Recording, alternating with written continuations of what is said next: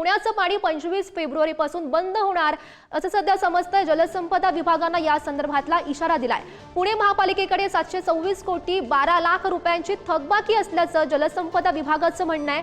थकबाकी तातडीनं भरली नाही तर पुण्याचं पाणी बंद करण्याचा आता जलसंपदा विभागानं हा इशारा दिला। तर पाणीपट्टीची थकबाकी केवळ 160 कोटी रुपये असल्याचा दावा आता महापालिकेने केला। नियमितपणे पाणीपट्टी भरण्यात येत असल्याचाही महापालिकेकडून दावा करण्यात आलाय।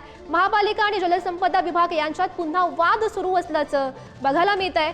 खरं तर वारंवार पुणे महापालिकेकडे पत्रव्यवहार या संदर्भात करण्यात आलेला होता आणि त्यामुळे पुण्याचं पाणी आता 25 फेब्रुवारी पर्यंत बंद होणार का अशी शक्यता सध्या वर्तवली जाते। जलसंपदा विभागानं या संदर्भातला इशारा दिलेला आहे। जवळपास पुणे महापालिकेकडे 726 कोटी 12 लाख रुपयांची थकबाकी असल्याचं जलसंपदा विभागाचं म्हणणं आहे।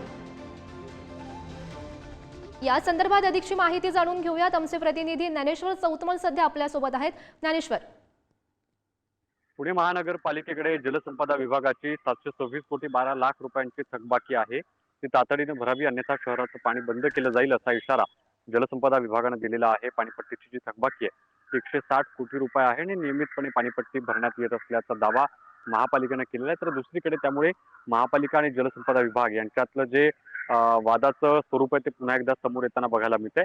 पुणे महानगरपालिकेकडे वेळोवेळी पत्रव्यवहार करण्यात आला, अद्यापही थकबाकी देण्यात आलेली नाही आणि त्यामुळे महापालिकेला नोटीस बजावण्यात आलेली आहे। थकबाकी न भरल्यास 25 फेब्रुवारी पासून पाणी कपात केली जाईल असं खडकवासला पाटबंधारे विभागाच्या अधीक्षक श्वेता कुऱ्हाडे यांनी सांगितलेलं आहे। हो, नक्कीच ज्ञानेश्वर, धन्यवाद दिलेल्या सविस्तर माहितीसाठी।